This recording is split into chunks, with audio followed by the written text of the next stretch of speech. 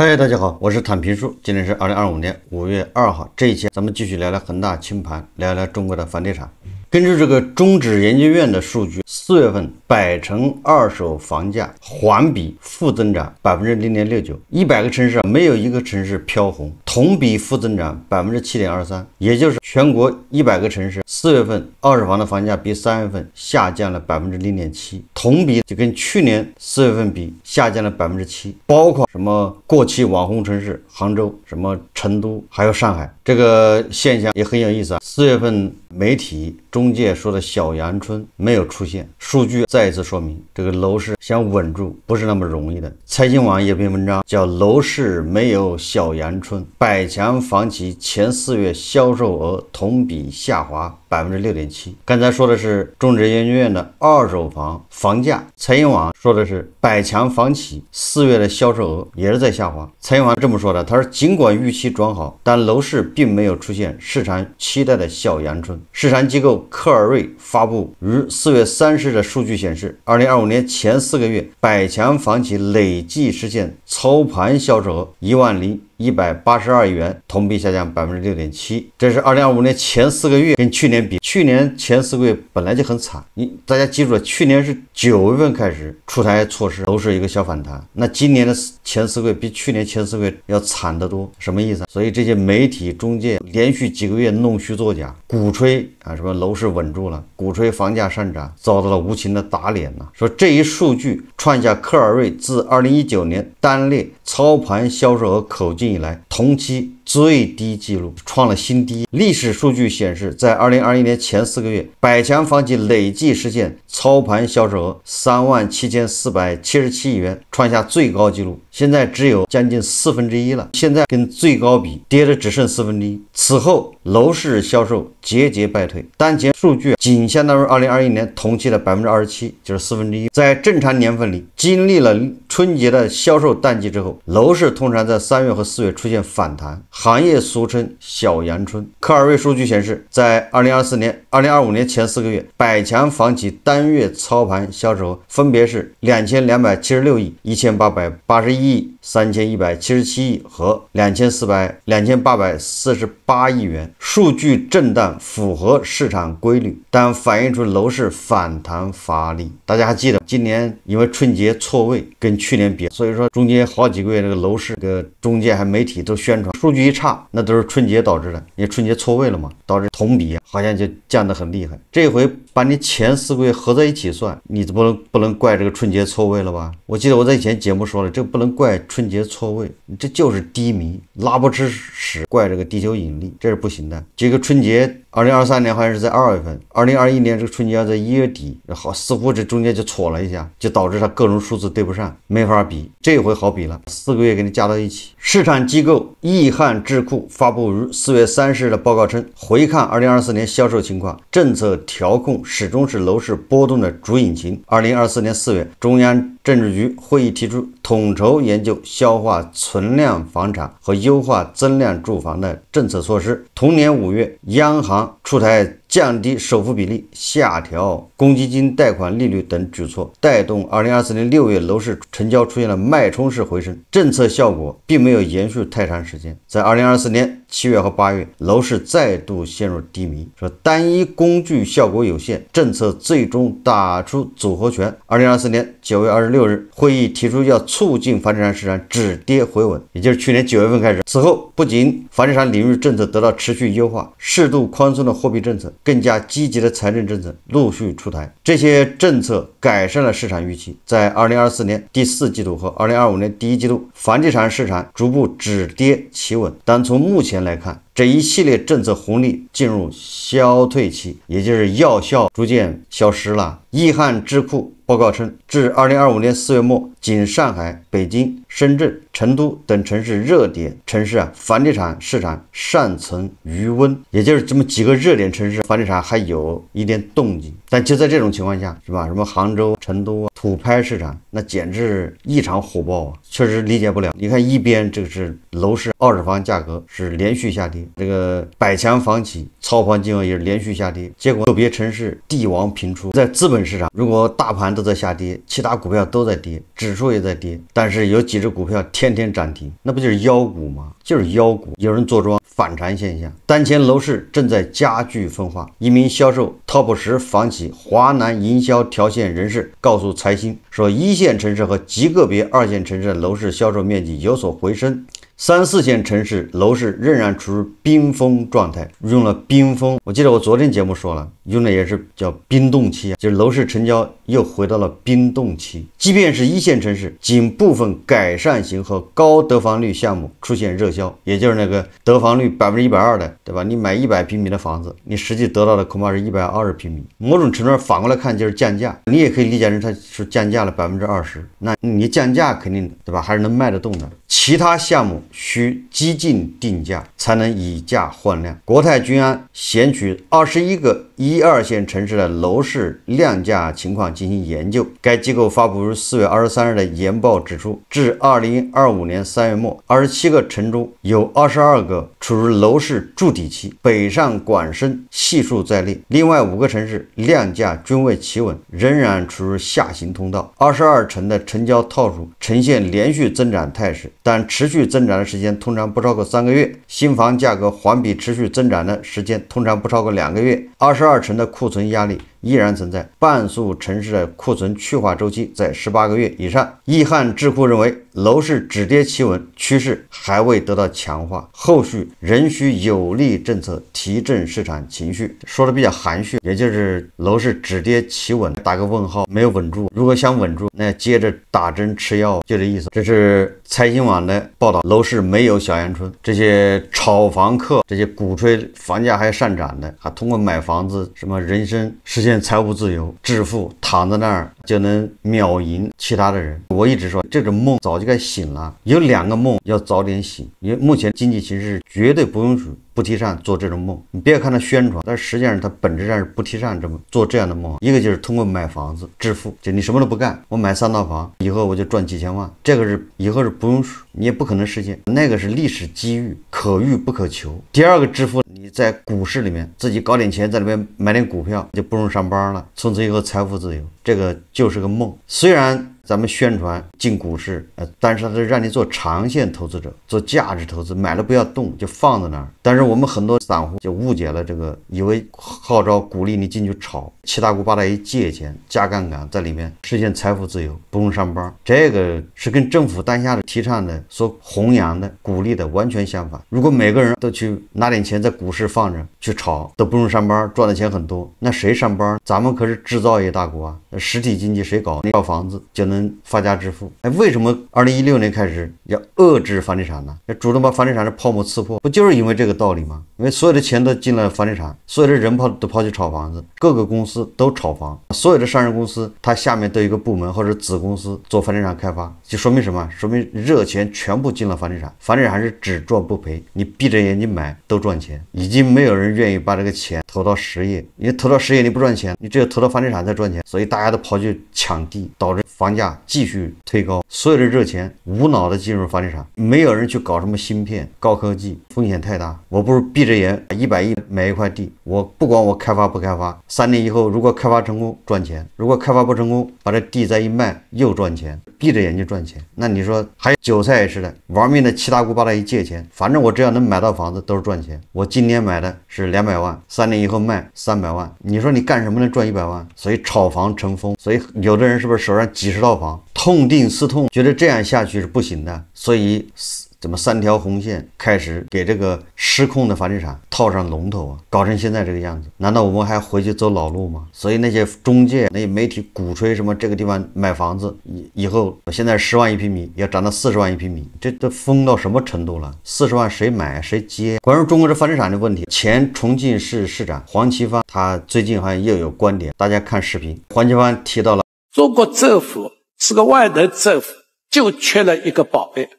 现在遇上的房地产问题已经差不多有4年了。一方面老百姓现在很少买房了，越房价跌越不敢买房，老百姓甚至把已经欠着的按揭贷款提前还款，那么这样一来呢，整个银行的贷款呢发不出去。另一方面呢，房产商倒是希望银行给贷款，但房产商风险大，对房产商不敢大胆的像以前那么样的给房产商贷款。所以这样一来，对房地产的开发贷、对老百姓的按揭贷总的贷款总量要比4年前减少40-50%。那么当一个行业突然出现这么多的下跌，当然是一个非常大的冲击。如果它再掉20-30%，就会带来经济中的3个危机：一、老百姓的房子都变成负资产，会断供的危险；第二，就是房产商可能大量的倒闭破产；第三，银行一旦破产了，银行就出现大量的坏账。那么怎么解决好这件事？国家对这3大问题解决方案已经出来，具体讲呢有3招。第一个呢，就中央政府在今年年初拿了3000亿做试点，然后到了4季度，中央批准采取至少3万亿的一个再贷款。那么再贷款到了各个省、各个地市州，第4州再拿一点钱，就可能形成5-6万亿的资金，专门用来回购房地产商库存的土地和库存的房子。那么政府把它回购了，当房产商的库存回购掉50%，就出清了50%，就有了现金回款，他的回款再还给他的债权人，债权人再还给债权人，赚他2赚。通过这个措施，把房产商的库存给出清。中国房地产这一波的危机是库存的危机，是产能过剩的危机。那么政府买了这个20亿平方米的房子，是不是就浪费闲置的？不会的。政府搞公共服务，对穷人、低收入群体、对农民工进城，他们买不了商品房，应该提供保障房，提供公有房屋出租给他们。第三个呢，政府是不是这10万亿出了100年就背着这个资金呢？这个产权可以到股票市场发债券，大体上买债券的股民可以4%的回报率，那么银行存款才1.几、2%的利息。这个债券没风险的，不是股票，它是100年平衡的，是个优质的理财产品。资本市场多了一个理财产品，政府多了公租房、保障房的产权房屋，房产商呢就卸掉了20亿平方米的库存的包袱，一举3得。老百姓有了这一次的危机意识，就不会发疯一样的买房，家里有1套2套再去买3套4套，闲置在那里炒房，这种心态会改变。但这一次教训来一下，对今后20年大家都会记忆犹新，进入一个对银行的冲击。韭菜不仅提前还按揭贷款，韭菜也不买房，银行的按揭贷款也贷不出去。房地产开发商想要钱，银行不可能给他，因为他现在是高危。现在房价如果再降，银行就会有大量的坏账，很有可能导致这个系统性金融风险，这个意思。那怎么解决？黄奇帆说，一个还是收储，政府发债，政府借钱，把那开发商手上的房子给他收过来干什么？做保障房。那开发商把地房子向那儿卖掉了，现金回来去还债，想法是好的。这个协和医院4+4一样。那政府把廉租房、保障房拿到手之后怎么办？这个债不能政府一直背着，因为它是借钱收的，把这个打包上市，不是说股票上市，是这个债把它证券化，真是个大聪明。实际上这么一搞，那咱们实际上跟两房是一样，房利美还有什么美国的次贷危机。为什么我们2021年楼市泡沫刺破以后，恒大爆雷以后，咱们并没有像美国那样形成一个次贷危机？因为咱们的各个市场没有打通，是银行，对，银行的贷款是银行贷款，跟你资本市场没关系。资本上股票股价是股价，跟你银行贷款也没关系。所以说，你看房企一爆雷之后，就是一个一个的房企难受，它没能火烧连营，因为我们的每个市场之间是有隔离墙，是有防火墙，是隔离的。美国的通常它的房地产的操作都是银行把这个按揭贷款贷出去之后，韭菜把这房子买了，他不也贷款吗？银行把这按揭贷款贷出去之后，他一般在手上只拿3个月，顶多6个月，他这笔业务他就打个包，这变成一个资产，由谁买走了？就由另外一个机构，那个机构发了资金把这买走之后，那个机构再去，他拿什么钱买？他是拿市场上募集的钱来买银行的按揭贷款优质资产，他相当于变相上市了，在资本市场交易，好的资产它那个股价还涨，差的资产股价在跌，它有一定收益率，银行就解套了，银行的按揭贷款就相当于打包卖掉了，银行钱又回来赶紧再做下一笔业务，所以银行的资金滚动非常快。咱们的模式是什么？咱们的银行是把那按揭贷款拿到手是优质资产，它是死活不卖的，因为韭菜要给银行打工30年，这个银行相当于30年的收益稳定了，已经到手了，而且你前几年还的都是利息，他设计的你前几年还的利息最多，本金很少，你都在给银行打工，所以对咱们的银行来说，按揭贷款是不卖的，不会把你打包卖掉，他要拿在手上。资金回笼是慢，但是不要紧，人家收益有保障。你看国外的银行，他马上就把你这笔贷款卖掉了，人家本金又回来了。你可以理解成国外的银行做按揭贷款，那叫高周转，咱们的周转慢，但是高收益。那现在政府出面把所有的房子都买了，那不收储吗？多少万亿，对吧？6万亿、8万亿的买完之后，把这个份额到时候怎么一包装到资本市场，那还不是让股民，对不对？做贡献。这个楼市一旦下行，那股民损失惨重。黄奇帆说收益是4%，这我不知道他4%怎么算的。总之他说4%比你在银行利息要高，所以很多人就会去买。那你4%是怎么赚来的？出租，它的运营，保障房租给那些需要房子的，或者能卖也可以。大家也知道，现在房租租金在下降，房地产一低迷，租金都低迷。现在经济不好，房租是不是在降？这个咱们都有亲身体会。房租下降，你地方政府的国企平台运营那些保障房，你想成本得多高？跑冒滴漏，就是垄断企业，就是石油、石化这些，它能搞成亏损。你住房这玩意儿不能垄断，那还有那么多二手房房东，人家自由市场自己往出租，人家灵活可以降价。你这个公租房，你这保障房，他也做不到垄断。那你说垄断你都能赔钱，你搞个围墙，把那风景名胜、大好河山给他一圈，卖门票，就这玩意儿他都能赔钱。你说让他运营房子，让他赚钱，而且保证年化4%收益，这不跟做梦是一样吗？所以说他这想法一拍脑门一个，就你怎么保证4%收益？如果真的你能做到4%收益，根本就不用政府那么费劲巴拉的去政府去收储了，那我自己我就去收储了。如果你能保证4%的收益，那我为什么要存银行？我自己买房子不就完了吗？你政府能做到4%收益，那我能做到7%，对吧？因为我又不需要人去管理，我自己管就完了，是不是道理？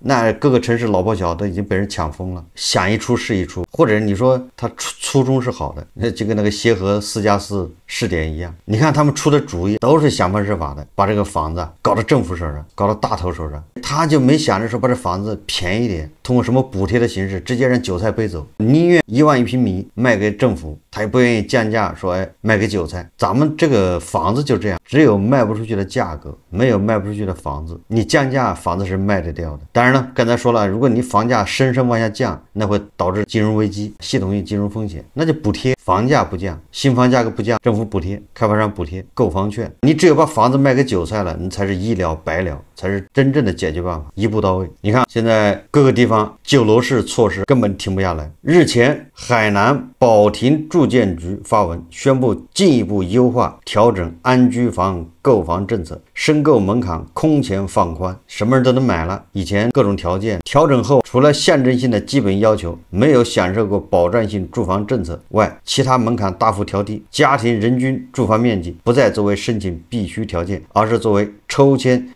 抽房的优先条件之一，就是把门槛再往下降，降了又降。这个地表最强地级市苏州又出台救市措施5·1黄金周，苏州放大招，官方直接发钱力挺苏州楼市，刺激消费。买房就补贴0.5%，就是5%，买个100万的房子，马上给你奖励5000块。二手房装修补贴15%，就是你买二手房装修补贴15%，6月30日截止。我记得苏州前一阵子不出台一个政策吗？就你买房之后前10年都是还利息，非常低，10年以后再开始涉及到本金，这样让你买房之后前10年压力小一点。这个政策好像青岛很多地方都开始推行。考虑到年轻人，你买个房之后，你每个月固定的还5000，压力太大，前10年你一个月只能还500，那这样压力就小了。你看这个招都使出来了，为了救楼市，这苏州你看这又出大招，5·1真金白银补贴，就是力度小了一点。广州日报报道说，5·1假期首日，记者走访广州楼市发现，说改善型买家出手变得更加积极，不仅起步千万级项目到访火热，起步就千万级的项目，好多人跑去看，而且再一次出现了买菜路上顺道买套房的名场面。你看看这个什么叫消费？这才叫消费。人家去买菜顺便路过，看见那挺火热的，很多人就围观，干啥？跑去看一看，原来是卖房，这房子还不错，一看户型位置都挺喜欢的，1500多万，人家顺便就买了。人家目的是去买菜的，顺便买套房。买菜嘛还跟人家讨价还价，还要减一减。这买房子直接就出手就买了，举重若轻。这是广州日报报道的，说海珠区一新盘负责人对记者表示，上午有出来买菜的俩夫妻提着菜路过，看到项目已开放，就进来看了下楼，结果很快看中120多平方米的户型，当即就动资确定了购买意向。就问你服不服吧？你很多韭菜刚需房，天天在那琢磨着房价，天天琢磨着买还是不买，对吧？买也担心它价格跌了，不买也怕它涨了追不上，天天焦虑睡不着。你看人家，对吧？人家买菜顺便买套房，买菜路上顺道买套房，还是多年前楼市火热时出现的场景。在附近住习惯了，地铁方便，生活也方便，换房还是想换附近的。有看房的阿姨对记者表示，你做到这种心态，你买房你就不用担心，